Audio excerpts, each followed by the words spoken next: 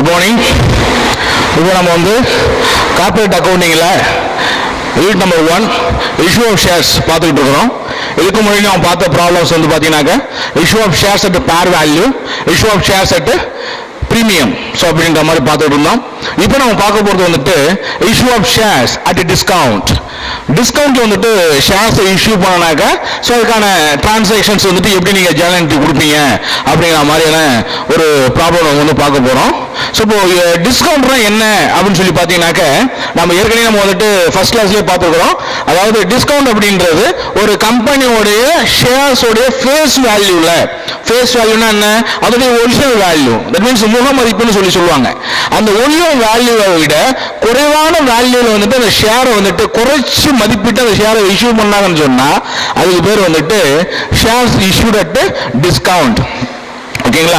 Minimum வந்து பார்த்தீங்கன்னாக்க ஒரு ஷேரை வந்துட்டு நீங்கள் என்ன பண்ணலாம்னு சொன்னால் மேக்ஸிமம் எத்தனை பர்சன்டேஜ் வந்துட்டு டிஸ்கவுண்ட் பண்ணி இஷ்யூ பண்ணலாம்னு சொன்னால் 10% தான் நீங்கள் வந்துட்டு டிஸ்கவுண்ட் பண்ணி இஷ்யூ பண்ண முடியும். ஸோ ஒருவேளை நீங்கள் அப்படி டிஸ்கவுண்ட் பண்ணி இஷ்யூ பண்ணணும் அப்படின்னு சொன்னால் நீங்கள் முதல்ல என்ன பண்ணணும் சொன்னாக்க ஒரு ஜெனரல் மீட்டிங் வந்து ஒன்று கூட்டி அந்த ஜெனரல் மீட்டிங்கில் டைரக்டர்ஸ் வந்துட்டு ஒரு ரெசல்யூஷன் வந்து பாஸ் பண்ணணும்.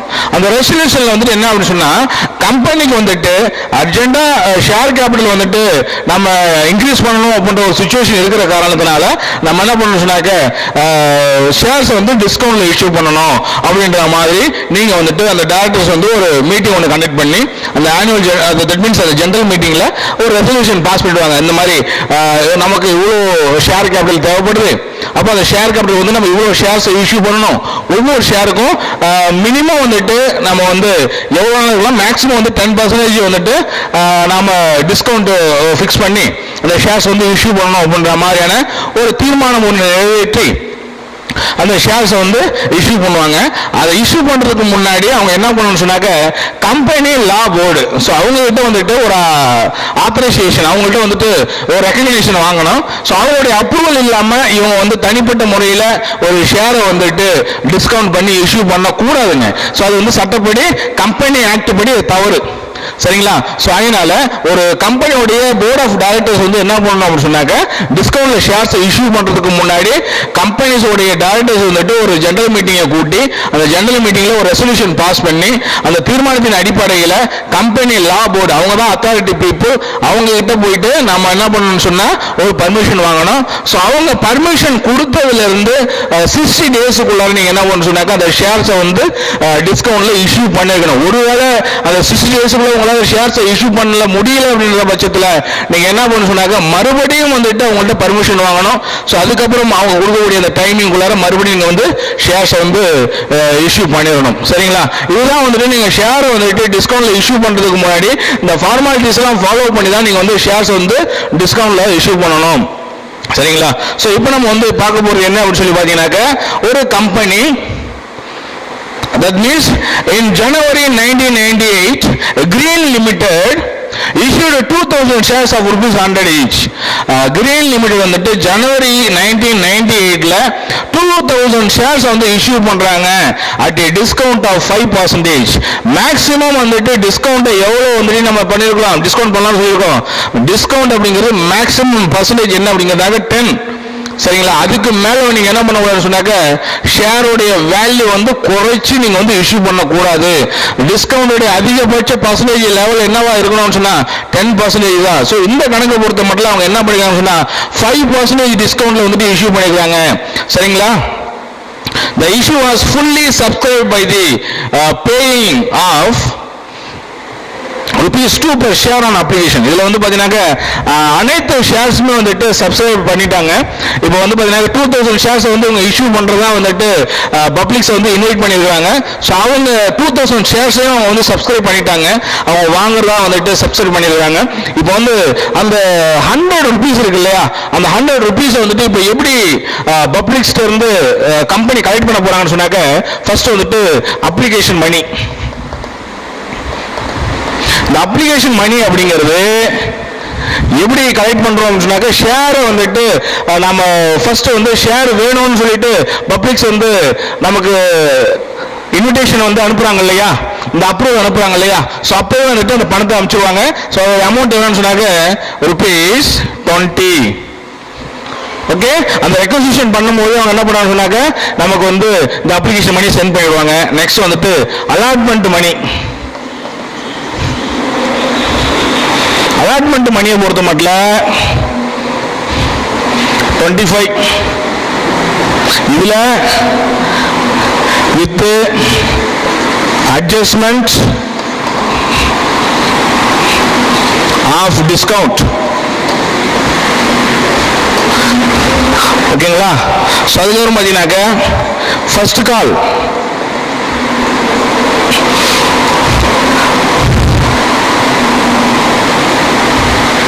₹20, ஃபைனல் கால் ₹30. பாருங்க இந்த ஷேர்ஸோட வேல்யூ எவ்வளவுன்னு சொல்லி பார்த்தீங்கன்னாக்க ₹100.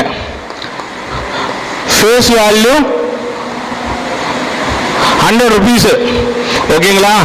இப்போ அப்ளிகேஷன்ல வந்துட்டு ₹20, அலாட்மெண்ட்ல வந்து ₹25, ஃபர்ஸ்ட் காலில் வந்து ₹20 அண்ட் ஃபைனல் காலில் வந்துட்டு ₹30. இப்போ டோட்டலாக அவங்க வந்து வாங்கக்கூடிய அந்த அமௌண்ட் எவ்வளோன்னு சொன்னாக்க ₹95 வந்துட்டு வாங்குறாங்க.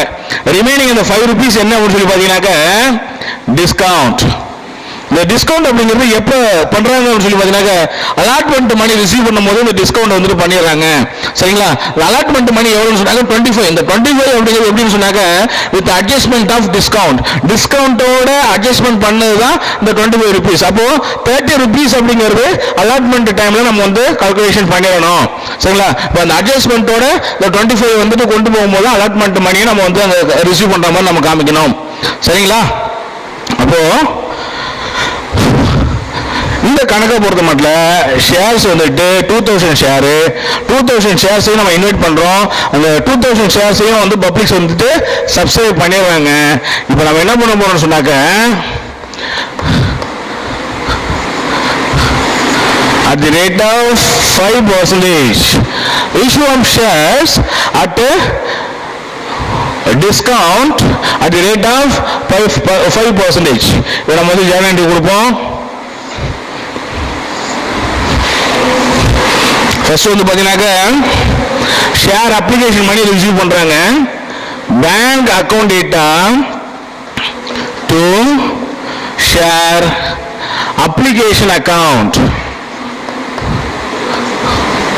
சரிங்களா? இப்போ நம்பர் ஆஃப் ஷேர்ஸ் வந்து 2000ங்க. ஒரு ஷேருக்கான அப்ளிகேஷன் மணி வந்துட்டு ₹20. அப்போ 2000 into 20 40,000. being application money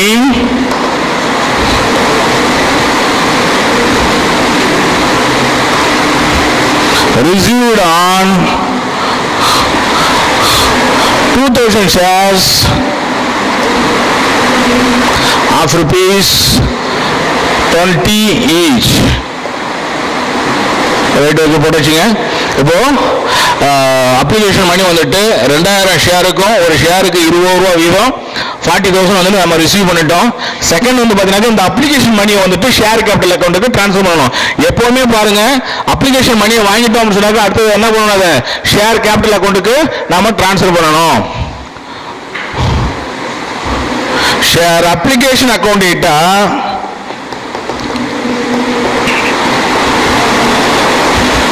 to share capital account. எவ்வளோங்க? 40,000 அப்படியே எடுத்து அனுப்பிச்சிடுறோம். ஷேர் கேபிட்டல் அக்கௌண்ட்டுக்கு ட்ரான்ஸ்ஃபர் பண்ணிடுறோம். Being share application money transferred to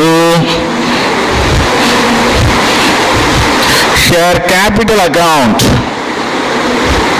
ஓகேங்களா? மெயினாக வந்துட்டு இந்த நரேஷன் என்ன சொல்லுது அப்படின்னு சொன்னாக்க நம்ம என்ன பர்பஸாக இந்த ஜேர்னல் என்ட்ரி போட்டிருக்கோமோ அதோடைய எக்ஸ்பிளனேஷன் தான் நரேஷன். நரேஷன் என்ன சுருக்க உரைன்னு சொல்லுவாங்க தமிழில். நம்ம எதுக்காக இந்த என்ன ஒரு பர்பஸாக இந்த ஜேர்னல் என்ட்ரி கிரியேட் பண்ணியிருக்கோமோ அதுதான் நம்ம வந்து சிம்பிளாக வந்துட்டு இந்த நரேஷனில் நம்ம எழுதுறோம். ஓகேங்களா? ஃபர்ஸ்ட் வந்து பார்த்தீங்கன்னாக்க bank account data to share application account எழுதுவோம். இது என்ன எதுக்காக இந்த ஜேர்னல் என்ட்ரி? அப்ளிகேஷன் மாதிரியே நீங்கள் வந்து ரிசீவ் பண்ணிருக்கீங்க. அது எத்தனை shares shares, number of shares எவ்வளோனாக்கா 2000 ஷேர்ஸ். ஒரு ஷேருக்கான அப்ளிகேஷன் மணி எவ்வளோ 20 rupees. ஸோ இதோடைய ஷார்ட் ஃபார்மில் தான் என்ன பண்ணி சொன்னாக்க ஒரு நேரேஷனாக வந்துட்டு இங்கே நம்ம வந்துட்டு அந்த ஒரு டிரான்சாக்ஷன் வந்து இங்கே சிம்பிளாக நம்ம சொல்லிடுவோம். Being application money received on 2000 shares of rupees 20 each. அதாவது 2000 ஷேர்ஸ்க்கான அப்ளிகேஷன் மணியை 20 ரூபா ரிசீவ் பண்ணியிருக்கோம் அப்படிங்கிறத நம்ம என்ன பண்ணியிருக்கோம் இங்கே வந்து நேரேஷனாக இருக்கும். அதே மாதிரி இந்த அப்ளிகேஷன் மணியை வந்துட்டு ஷேர் கேபிட்டல் அக்கௌண்ட் ட்ரான்ஸ்ஃபர் பண்ணியிருக்கிறோம் அப்படிங்கிறத அடுத்த நேரேஷன் நம்ம வந்து சொல்லியிருக்கோம். ஸோ அதுக்கான ஜேர்னல் என்ட்ரி தான் இது. Share application account to share capital account. Next பாருங்க, allotment money receivable.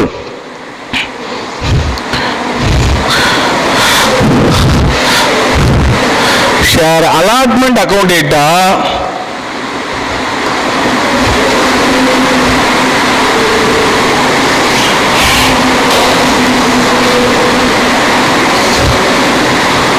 to share capital account. ஆக்சுவலா அலாட்மெண்ட் அக்கௌண்ட்ல வந்து நம்ம எவ்வளவு என்ட்ரி பண்ணணும்னு சொல்லி பார்த்தீங்கன்னாக்க மொத்தம் வந்து 30 rupees வருதுங்க. சரிங்களா? அது என்ன அப்படின்னாக்க 30 rupeesல 5 rupees வந்து பார்த்தீங்கன்னாக்க டிஸ்கவுண்ட்டுங்க. ரிமைனிங் வந்து 25 rupees வந்துட்டு அலாட்மெண்ட் மணிங்க. ஓகேங்களா? இப்போ 30 rupees வந்து நம்ம என்ன பண்ண போறோம் சொன்னாக்க ஷேர் கேபிட்டல் அக்கௌண்ட்ல என்ட்ரி பண்ண போறோம். Okay, share allotment account data to share capital account. Then இங்க வந்துட்டு என்ன பண்ணணும் சொன்னாக்க இந்த டிஸ்கவுண்டே நம்ம என்ன பண்ணணும் சொன்னாக்க இங்க காமிக்க போறோம். ஓகேங்களா? டிஸ்கவுண்ட் வந்து ஷேருக்கு 5 rupees மாதிரி காமிக்கிறோம் இல்லையா? ஸோ அதையும் காமிக்க போறோம். Discount on issue of shares account data to share capital account. ஓகேங்களா? Share allotment account data discount on issue of shares account data to share capital account. என்ன ஒரு பர்பஸ்க்காக நம்ம வந்து டிஸ்கவுண்ட் வந்து டெபிட் பண்ணியிருக்கோம் அப்படின்னு சொல்லி பார்த்தீங்கன்னாக்க all the expenses and losses should be debited as per the nominal account rule. Nominal account rule படி நம்ம வந்து பார்க்குறோம் personal account, real account, nominal account சொல்லிட்டு இந்த அக்கௌண்டிங் கோல்டன் ரூல்ஸ் நம்ம சொல்லுவோம். சரிங்களா? அப்போ அந்த கோல்டன் ரூல்ஸை பேஸ் பண்ணி நாமினல் அக்கௌண்ட்ஸ் ரூல்ஸ் என்ன சொல்லுது அப்படின்னு சொல்லி பார்த்தீங்கன்னா all the expenses and losses debit, all the income and gains கிரெடிட்னு சொல்லுவோம். ஸோ இதனால டிஸ்கவுண்ட் அப்படிங்கிறது கம்பெனிக்கு வந்துட்டு லாஸ் அப்படின்ற ஒரு காரணத்தினால நம்ம என்ன பண்ணுறோம் டெபிட் பண்ணிடுறோம். ஓகேங்களா? அதே போல இதுக்கு முன்னாடி நம்ம பார்த்தோம் ஷேர்ஸ் வந்து இஷ்யூ அட் பிரீமியம் அப்படின்னு சொல்லி பார்த்தோம். அந்த கணக்குல வந்து பார்த்தீங்கன்னா பிரீமியத்தை வந்து கிரெடிட்ல காமிச்சிருவோம். ஏன்னு சொன்னா பிரீமியம் அப்படிங்கிறது கம்பெனிக்கு வந்துட்டு இன்கம். சரிங்களா? ஸோ கெயின், ஸோ அந்த ஒரு கான்செப்ட் நம்ம என்ன பண்ணோம் பிரீமியத்தை வந்து கிரெடிட்ல காமிச்சிருப்போம். ஸோ இந்த வகையில் நம்ம என்ன பண்றோம் டிஸ்கவுண்ட் அப்படிங்கிறது கம்பெனிக்கு லாஸ் அப்படின்ற ஒரு காரணத்தினால. என்ன காரணம்? 100 ரூபா ஷேர் வேல்யூ உள்ள ஒரு ஷேரை 95 ரூபாய்க்கு இஷ்யூ பண்றாங்க. அப்ப அந்த 5 ரூபாயை குறைச்சி இஷ்யூ பண்றாங்க பாத்தீங்களா? அதனால அந்த 5 ரூபா அப்படிங்கிறது கம்பெனிக்கு லாஸ். அந்த லாஸ் நம்ம என்ன பண்ணிருக்கோம் discount on issue of shares அப்படின்னு சொல்லிட்டு டெபிட்ல காமிச்சிருக்கிறோம். அப்போ டோட்டலா நம்ம வந்து ஷேர் கேபிட்டல் அக்கௌண்ட்ல எவ்வளவு டெபிட் கிரெடிட் பண்ணணும்னு சொன்னா 30 rupees மாதிரி கொண்டு வரணும். அப்போ டோட்டலி 2000 into 30 60,000. ஓகேங்களா? அலாட்மெண்ட் எவ்வளவு பண்ணணும் அப்படின்னு சொன்னாக்க அலாட்மெண்ட் மணி எவ்வளவுன்னு சொன்னாக்க 25 into 2000 50,000. டிஸ்கவுண்ட் எவ்வளவு பண்றோம் 2000 into 5 10,000. டோட்டலி 60,000 வந்துட்டு ஷேர் கேபிட்டல் அக்கௌண்ட்ல கிரெடிட் பண்றோம். Being allotment money receivable at on 2000 shares at rupees 25 each along with the discount of rupees 5 each. ஓகேங்களா? இப்போ நம்ம வந்து என்ன பண்ணிருக்கோம் டிஸ்கவுண்ட் நம்ம வந்து இங்க ஷேர் கேபிட்டல் கிரெடிட் பண்ணிருக்கிறோம். டிஸ்கவுண்ட் வந்து 5 rupees, அலாட்மெண்ட் மணி நம்ம எவ்வளோ ரிசீவ் பண்ணோம், 25 rupees வந்துட்டு மாதிரி நம்ம கிட்ட 2000 ஷேர்ஸுக்கும் 50,000 வந்துட்டு நம்ம ரிசீவ் பண்ணோம். ஒரு டோட்டலி வந்து பார்த்தீங்கன்னாக்கா 30 rupees வந்துட்டு நம்ம ஷேர் கேபிட்டல் அக்கௌண்ட்ல கிரெடிட் பண்ணியிருக்கிறோம். இப்போ இந்த பணத்தை நம்ம வந்து என்ன பண்ண முடியும்னாக்க ரிசீவ் பண்ண போறோம். இப்போ எப்படி ரிசீவ் பண்ணலாம், இப்போ டிஸ்கவுண்ட் நம்ம வந்து ரிசீவ் பண்ண முடியுமான்னு சொன்னா முடியாதுங்க, அது லாஸாகவே போகட்டும். ஸோ அதுக்கப்புறம் பார்த்தீங்கன்னாக்க இப்போ அந்த அலாட்மெண்ட் மணி மட்டும் ரிசீவ் பண்ண போகிறோம். Bank account data to share allotment account. Okay, 50,000 ஓகேங்களா. நெக்ஸ்ட் வந்துட்டு ஃபர்ஸ்ட் கால் மணி. ஃபர்ஸ்ட் கால் மணியை பொறுத்த மாதிரி இந்த கணக்கில் எவ்வளோங்க, ஒரு ஷேருக்கான ஃபர்ஸ்ட் கால் மணி வந்துட்டு 20 ரூபாய், ஃபைனல் கால் 30 rupees. ஃபர்ஸ்ட் கால் 20, ஃபைனல் கால் 30 rupees. இப்போ இதில் என்ன பண்ணிருக்காருன்னா, ஒரு ஷேர் ஹோல்டர் வந்துட்டு என்ன பண்ணிருக்காரு சொன்னா 200 ஷேருக்கான ஃபைனல் கால் மணியை கட்டல. சரிங்களா, all the calls were made and received with the exception of final call on 200 shares held by one Mr. Zahir அப்படிங்கிற ஒரு ஃபைனல் கால் மணி இருக்கு இல்லையா, இதுல வந்துட்டு ஒரு 200 ஷேருக்கான ஃபைனல் கால் மணி வந்துட்டு அவர் பேமெண்ட் பண்ணல. அப்போ இங்க கால்ஸ் அரியர் இருக்கு at the rate of 30 per share. அப்போ 200 into 30 அப்படின்னு சொல்லி பார்த்தீங்கன்னா எவ்வளவு வருது உங்களுக்கு, 6,000 வருது இல்லையா. அது 6,000 அமௌண்ட் வந்துட்டு அவர் பேமெண்ட் பண்ணல. Okay right. இப்போ நம்ம வந்து ஃபர்ஸ்ட் கால் money received, final call money received joint இப்போ பார்க்க போறோம்.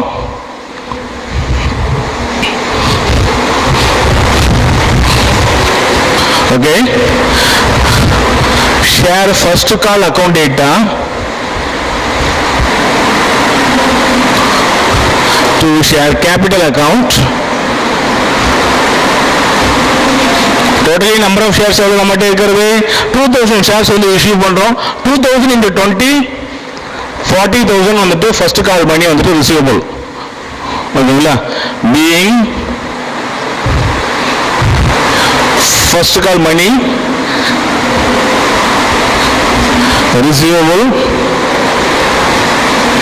on 2000 shares. ஓகேங்களா, நெக்ஸ்ட் வந்துட்டு இந்த அமௌண்ட் நம்ம வந்து ரிசீவ் பண்ண போறோம். இப்போ bank account data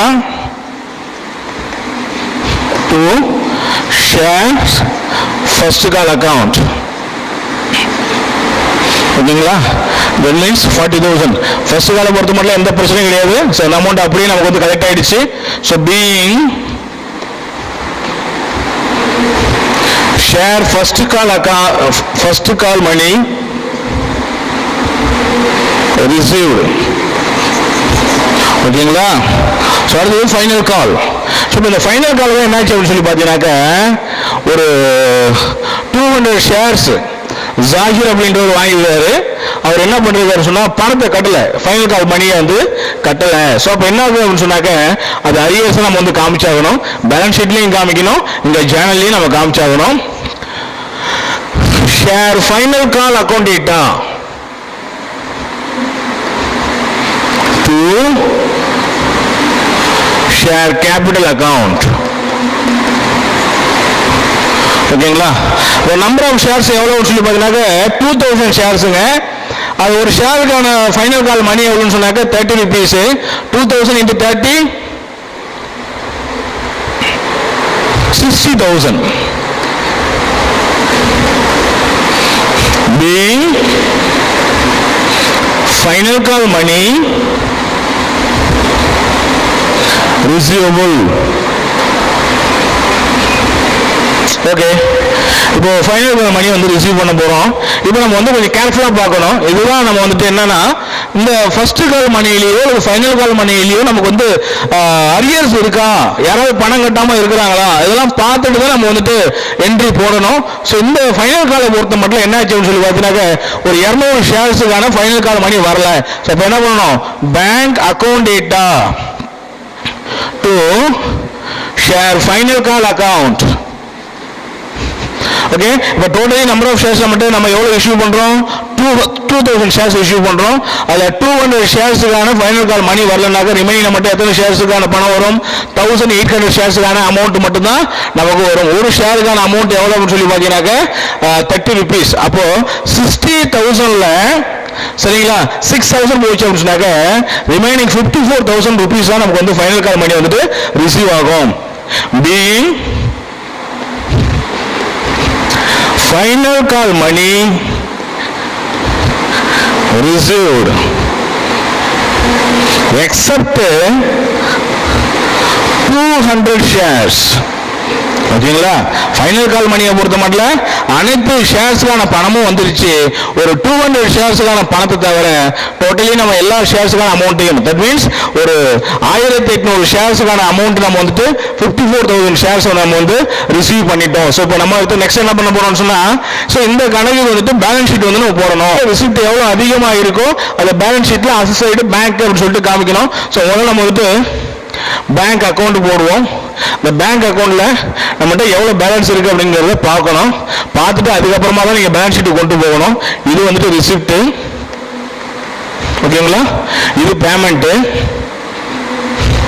rupees and rupees. முதல்ல வந்துட்டு அப்ளிகேஷன் மணி வந்துட்டு ரிசீவ் பண்ணியிருப்பீங்க 2000 ஷேர்ஸு. ஒரு ஷேருக்கான அப்ளிகேஷன் மணி எவ்வளோன்னு சொன்னாக்க 20 ரூபா. அப்போ 2000 ஷேர்ஸ் வந்துட்டு 40,000. நெக்ஸ்ட் வந்துட்டு அலாட்மெண்ட்டு.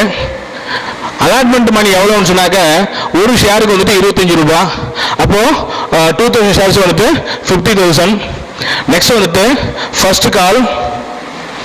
ஒரு ஷேருக்கான ஃபர்ஸ்ட் கால் மணி வந்துட்டு 20 ரூபா. நெக்ஸ்ட் வந்து பார்த்தீங்கன்னாக்க 2000 ஷேர்ஸ் வந்து எவ்வளோ அப்படின்னு சொல்லி பார்த்தீங்கன்னாக்க 40,000. நெக்ஸ்ட் ஃபைனல் கால். ஃபைனல் காலை பொறுத்த மட்டும் நமக்கு வந்துட்டு ஒரு ஷேருக்கான அமௌண்ட் வந்து 30 rupees. நம்ம எத்தனை ஷேர்ஸுக்கான அமௌண்ட் நம்ம ரிசீவ் பண்ணிருக்கோம் சொன்னாக்க ஒன்லி 1800 ஷேர்ஸுக்கான ஃபைனல் கால் மணி மட்டும்தான் நமக்கு வந்துருக்காது. எவ்வளோன்னு சொன்னாக்க 54,000. ஓகேங்களா, ஸோ இந்த பக்கம் எதுவுமே கிடையாது. ஸோ என்ன பண்ணிக்கிறோம், ஸோ இதை டோட்டல் பண்ணிக்குவோம். 4,000 1,84,000.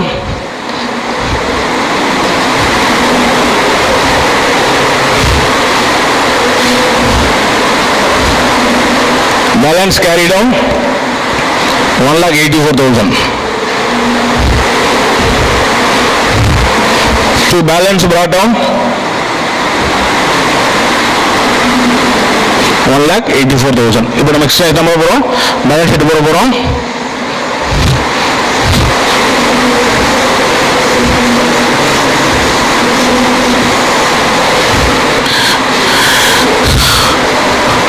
கம்பெனி பேரு Green Limited. Balance sheet of Green Limited for the year end 31st December 1998. Liabilities rupees, assets rupees. முதல்ல வந்து liability சைடில் ஷேர் கேபிட்டல் மொத்தம் 2000 ஷேர்ஸ் ஆஃப் rupees 100 each. ஓகேங்களா, அப்போ டோட்டலி 2000 2000 into 100 2 lakh. ஸோ இதில் minus calls in arrear. Calls in அரியர்ஸை காமிக்கிறோம். அதில் வந்துட்டு on first call, sorry final call. First காலில் வந்துட்டு எதுவும் அரியர் கிடையாது, ஃபைனல் காலில் மட்டும் அரியர்ஸ் இருக்கு. எவ்வளோன்னு சொல்லி பார்த்தீங்கன்னாக்க 200 ஷேர்ஸுக்கான அரியர்ஸ் இருக்கு. 200 into 30 6,000. ஓகேங்களா, ரிமைனிங் 1,94,000. ஓகேங்களா, ஸோ இந்த பக்கம் வரும் அசட் சைடில் பேங்க் அக்கௌண்ட் 1,84,000. ஓகேங்களா, இப்போ அலாட்மெண்ட் பண்ணும்போது நாம வந்துட்டு ஒரு அட்ஜஸ்ட்மெண்ட் பண்ணோம். என்ன அட்ஜஸ்ட்மெண்ட் அப்படின்னு சொன்னாக்க ஷேர்ஸை வந்து டிஸ்கவுண்ட்ல பண்றதாகவும், அந்த டிஸ்கவுண்ட் வந்து 5% அப்படின்னு சொல்லியும், ஒரு ஷேர்ஸ் வந்து 5 rupees சொல்லியும் 2000 ஷேர்ஸுக்கு 5 rupees மாதிரி என்ன பண்றோம்னு சொன்னாக்க மொத்தம் 10,000. ஸோ அது என்னன்னு பண்ண போறோம், discount on issue of shares. So இது வந்து என்ன பண்ணுறோம், மிஸ்லேனியஸ் எக்ஸ்பெண்டிச்சர் அப்படின்ற கேட்டகரியில் கொண்டு வந்து என்ன பண்ணுறோம், discount and issue of shares அப்படின்னு சொல்லிட்டு 2000 into 5 1 lakh, சாரி 10,000. ஓகேங்களா? இப்போ டோட்டல் பாருங்க, இங்கே 1,84,000 இருக்கு, 10,000 டோட்டலி 1,94,000. ஸோ இங்கே அசட்டோட லைபிலிட்டியோட வேல்யூ 1,94,000, அசட்டோட வேல்யூ 1,94,000. ஸோ இந்த கணக்கில் மறுபடியும் வந்துட்டு ஒரு ரீகால் பண்ணுவோம். ஸோ கம்பெனி கிரீன் லிமிடெட் வந்து என்ன பண்ணி சொன்னாக்க 2000 ஷேர்ஸ் வந்து இஷ்யூ பண்ணுறாங்க. ஒரு ஷேரோட வேல்யூ வந்து 100 rupees, அதில் வந்து 5% டிஸ்கவுண்ட்ல இஷ்யூ பண்ணுறாங்க. அப்போ 100 rupeesல 5% எவ்வளோ அப்படின்னு சொன்னாக்க 5 rupees.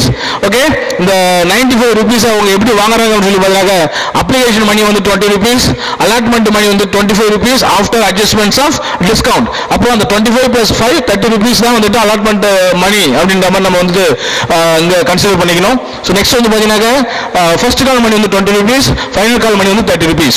இப்போ இந்த 2000 ஷேர்ஸுக்கான அப்ளிகேஷன் மணி வந்து ரிசீவ் பண்றாங்க. ஸோ அதுக்கான general entry bank account to share application account 2000 into 20 40,000. Okay, next வந்துட்டு இந்த ஷேர் அப்ளிகேஷன் மணி வந்துட்டு என்ன பண்ணுவோம், ஷேர் கேபிட்டல் அக்கௌண்ட்டுக்கு ட்ரான்ஸ்ஃபர் பண்ணணும். சரிங்களா? எப்பவுமே ஷேர் அப்ளிகேஷன் மணி ரிசீவ் பண்ணும்போது அது உடனே நம்ம என்ன பண்ணணும் சொன்னாக்க ஷேர் கேபிட்டல் அக்கௌண்ட்டுக்கு ட்ரான்ஸ்ஃபர் பண்ணணும். ஸோ அதான் entry share application account to share capital account.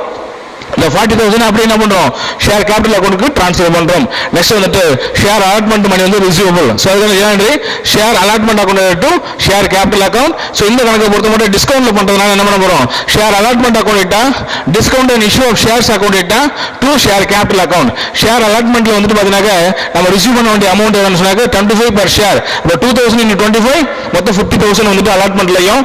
இப்போ டிஸ்கவுண்ட் என்ன பண்ணுறோம்னு சொன்னாக்க ஒரு ஷேருக்கு வந்துட்டு 5 ரூபாய். அப்போ 2000 into 5 10,000 வந்து discount and issue of shares வந்து டெபிட் பண்ண போறோம்.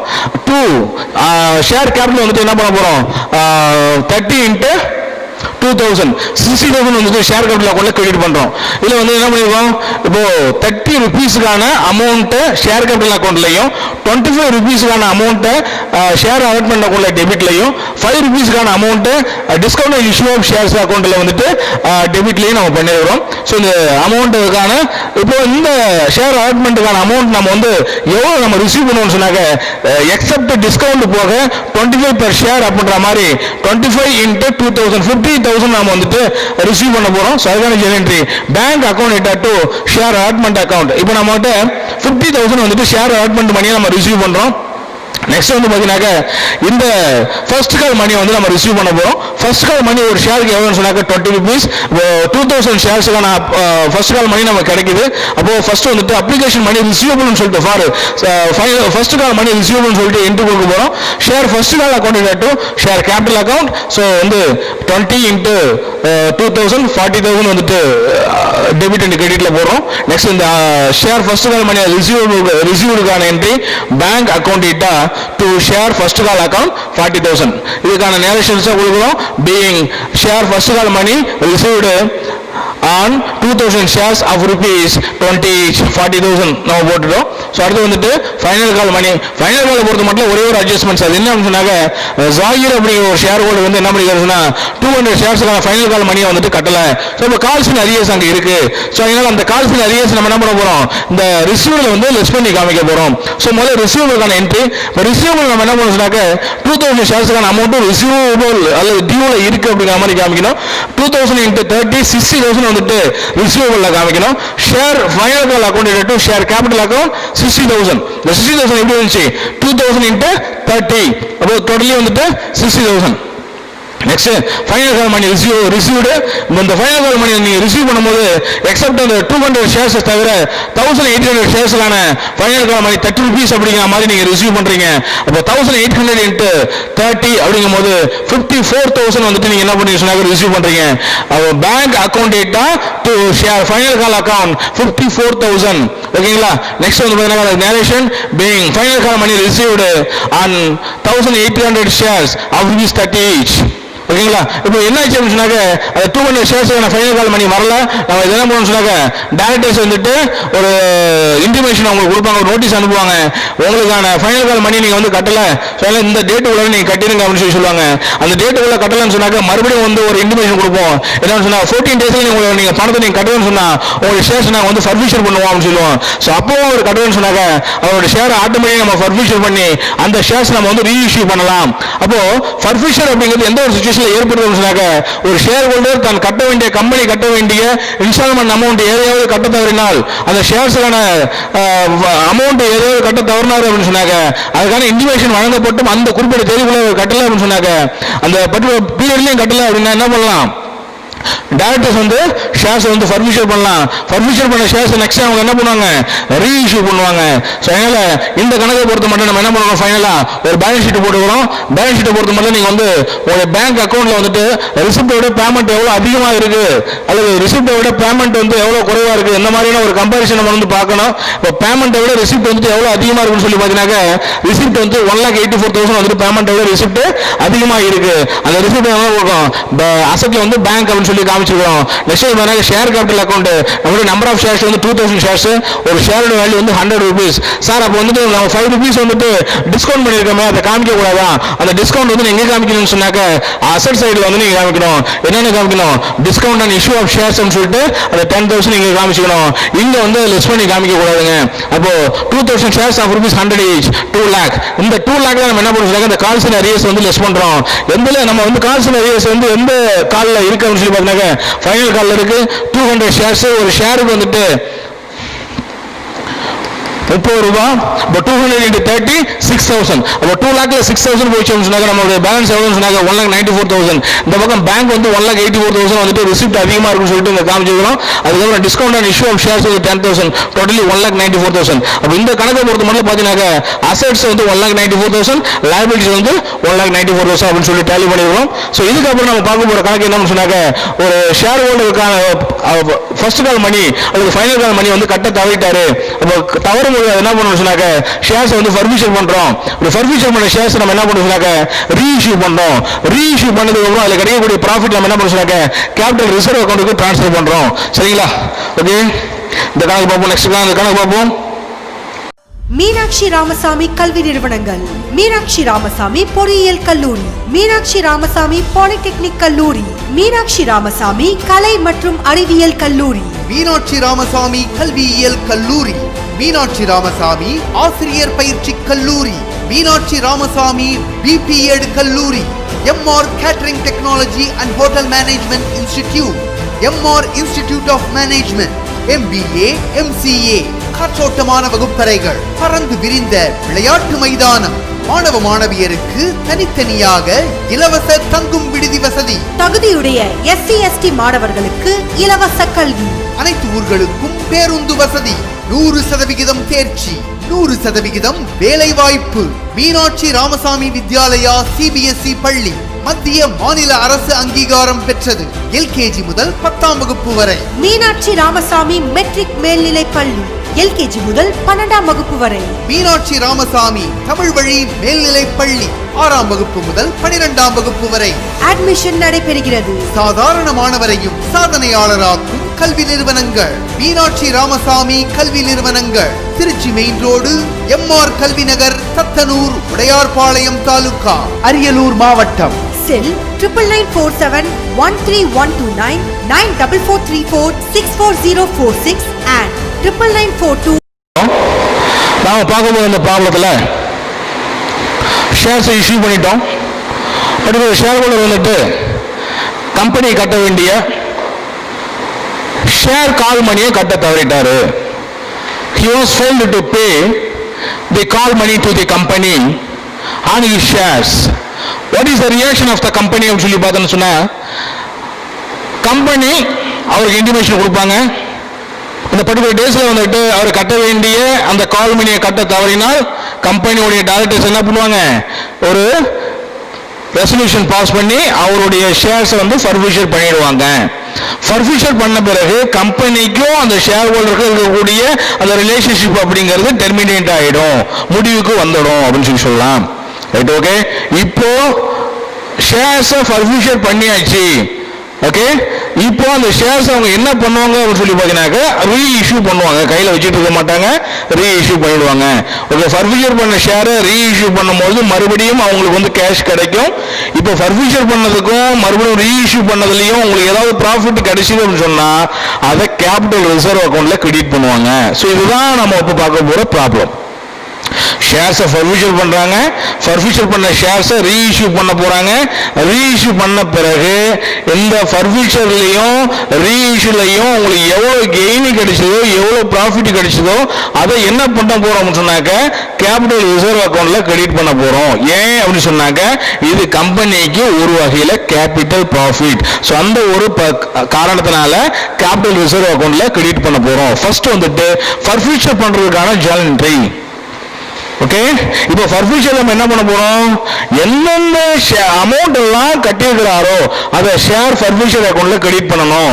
எந்த அமௌண்ட் ஒரு கட்டளையோ அந்த அமௌண்ட்டை கிரெடிட் பண்ணணும். இது ரெண்டையும் சேர்த்து ஷேர் கேபிட்டல் அக்கௌண்ட்ல டெபிட் பண்ணணும். ஓகேவா? ஃபர்ஸ்ட் என்ட்ரி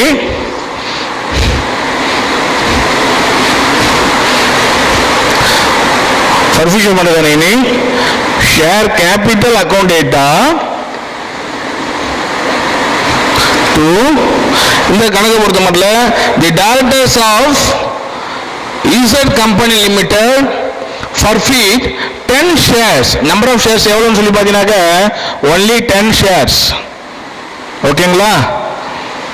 அதோட வேல்யூ எவ்வளவுன்னு சொல்லி பார்த்தீங்கன்னாக்க at the rate of 50 per share. Okay, ஒருத்தர் வாங்கின ஷேர்ஸ் எவ்வளவுன்னு சொன்னா 10 ஷேர் வாங்கியிருக்கிறாரு. ஒரு ஷேரோட வேல்யூ வந்துட்டு 50 ரூபாய். இப்போ இந்த 50 ரூபாயில அப்ளிகேஷன் மணி வந்துட்டு எவ்வளோ,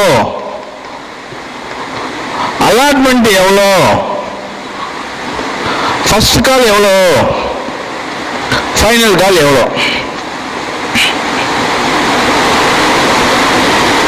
ஓகே, ஸோ இதை பார்ப்போம். 10 shares of ₹50 each belonging to Karthik.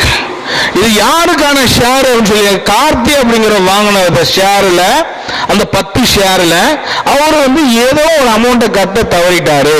So என்ன அமௌண்ட் சொல்லி பார்ப்போம். இப்போ who had paid rupees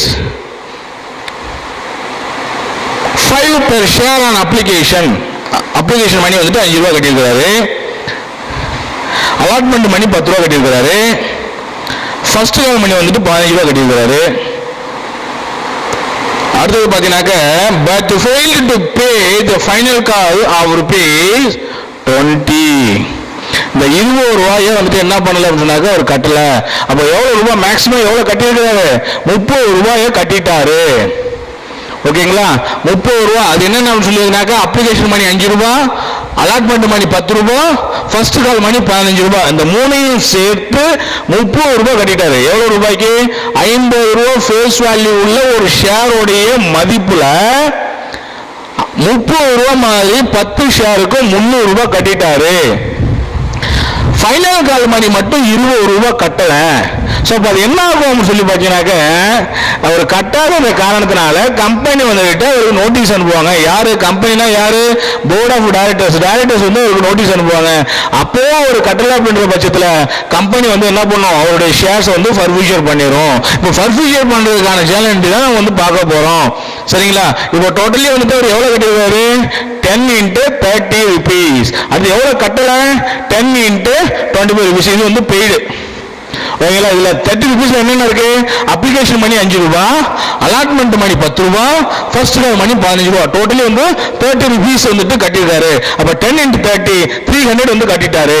okay, unpaid என்ன அமௌண்ட் கட்டல, ஃபைனல் கால் மணி கட்டல. 10 into 20 200. ஓகேங்களா? 200 வந்து கட்டல. அப்ப கட்டாத மணி என்ன, ஷேர் ஃபைனல் கால் அக்கவுண்ட். சோ அதை வந்துட்டு கிரெடிட் பண்றோம், ஷேர் ஃபைனல் கால் அக்கவுண்ட். ஓகேங்களா? இப்ப கட்டின அமௌண்ட் எல்லாம் இருக்கு இல்லையா, அது டோட்டலி எவ்வளவு, 30 ரூபாய் ஒரு ஷேருக்கு. ஓகேங்களா? ஒரு ஷேருக்கான அமௌண்ட் அவர் கட்டினது எவ்வளவுன்னு சொன்னா 30 ரூபா கட்டியிருக்கிறாரு. அந்த 30 ரூபாய் என்னென்ன இருக்கு? 5 ரூபா அப்ளிகேஷன், 10 ரூபா அலாட்மெண்ட், 15 ரூபா ஃபைனல் கால். டோட்டலி வந்து பாத்தீங்கன்னாக்க இந்த 30 ரூபா தான் வந்துட்டு அவர் பெய்ட் பண்ணிருக்காரு. அதை என்னன்னு காமிக்க போறோம்னு சொன்னாக்க to share for future account. எதெல்லாம் கட்டியிருக்கிறாரோ அந்த அமௌண்ட் எல்லாத்தையும் ஷேர் ஃபார் ஃபியூச்சர் அக்கவுண்ட்ல கிரெடிட் பண்ணணும். அப்போ பெய்டு எவ்வளோ? 10 × 30 300. அது என்ன பண்றோம்? ஷேர் ஃபார் ஃபியூச்சர் அக்கவுண்ட்ல கிரெடிட் பண்ணிட்டோம். எந்த அமௌண்ட் அவர் கட்டல? ஃபைனல் கால் அமௌண்ட் வந்து கட்டல. ஓகேங்களா? எவ்வளவு கட்டல? ஃபைனல் கால் அமௌண்ட் 10 × 20 200 வந்து கட்டல. இந்த ரெண்டு அமௌண்ட் சேர்த்து அந்த ஷேர் கேபிட்டலோட ஃபேஸ் வேல்யூ எவ்வளவுன்னு சொல்லி பாத்தீங்கன்னாக்க 10 × 50 500. புரிஞ்சுதுங்களா? Being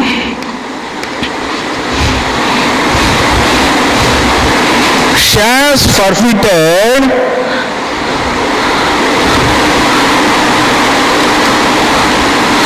for non-payment of final call. ஓகேங்களா? என்ன பர்பஸாக வந்து ஷேர்ஸ் நம்ம வந்து ஃபர்ஃபிட் பண்ணியிருக்கிறோம்? ஃபைனல் கால் மணி கட்டாத காரணத்தினால ஷேர்ஸ் வந்து ஃபர்ஃபியூச்சர் பண்ணியிருக்கிறோம். Being shares forfeited for the நான் பேமெண்ட் ஆஃப் ஃபைனல் கால். ஓகேங்களா? ரைட். நெக்ஸ்ட், இந்த ஃபர்ஃபிட் பண்ண இந்த ஷேர்ஸை ரீஇஷ்யூ பண்றதுக்கான என்ட்ரி.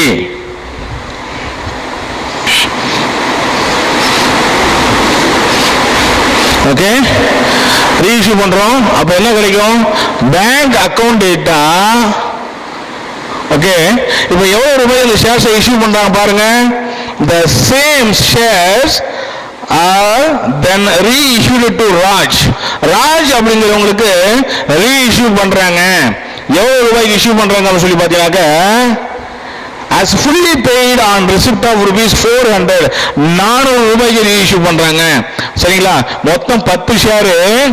இப்போ 400 ரூபாய்க்கு இஷ்யூ பண்ணாங்கன்னா ஒரு ஷேரோட வேல்யூ எவ்வளோன்னு சொன்னாக்க 40 ரூபாய். அப்போ அந்த ஷேரோட ஃபேஸ் வேல்யூ எவ்வளோ? ஆக்சுவலி 50 ரூபாய். அப்போ ரிமைனிங் 10 ரூபாய் என்ன ஆச்சு அப்படின்னு சொன்னாக்க திஸ் இஸ் டிஸ்கவுண்ட். ஓகேங்களா? 50 ரூபாய் ஃபேஸ் வேல்யூ உள்ள அந்த ஷேரை அவங்க எவ்வளவு ரூபாய்க்கு இஷ்யூ பண்ணிருக்காங்க சொன்னாக்க டோட்டலா லம்சம் அமௌண்ட்ல இஷ்யூ பண்ணிருக்காங்க. லம்சம் அமௌண்ட்னா ஒரு ஷேர் இவ்வளவு ரூபான்னு சொல்லிட்டு அவங்க இஷ்யூ பண்ணல, டோட்டலி 400 ரூபாய்க்கு இஷ்யூ பண்ணிருக்காங்க.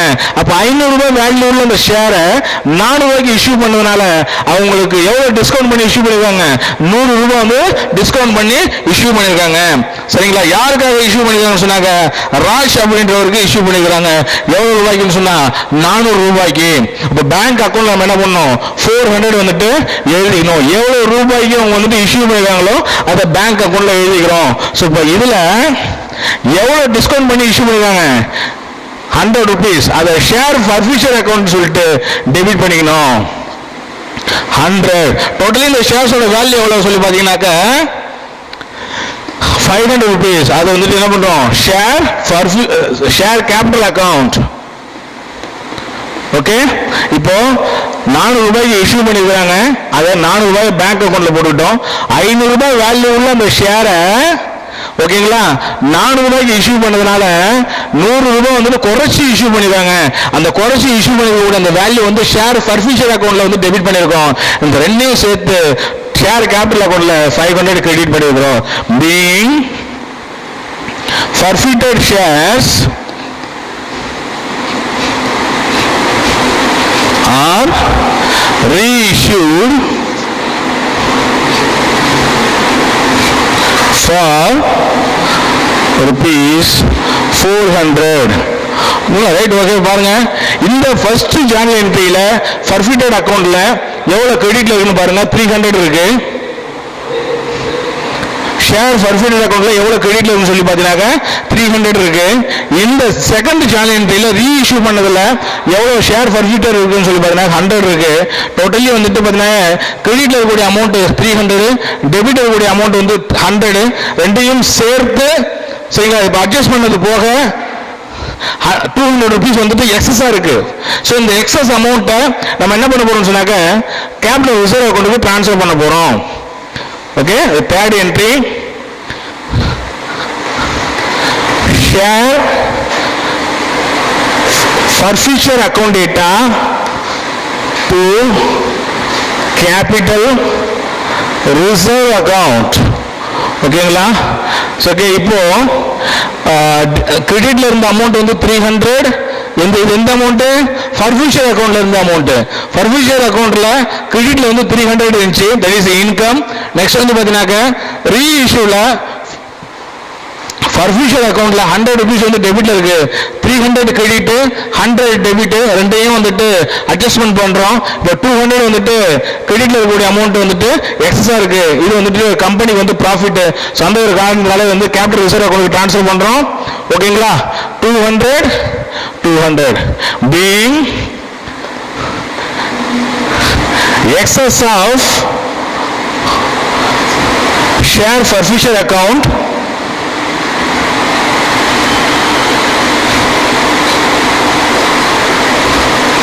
transferred to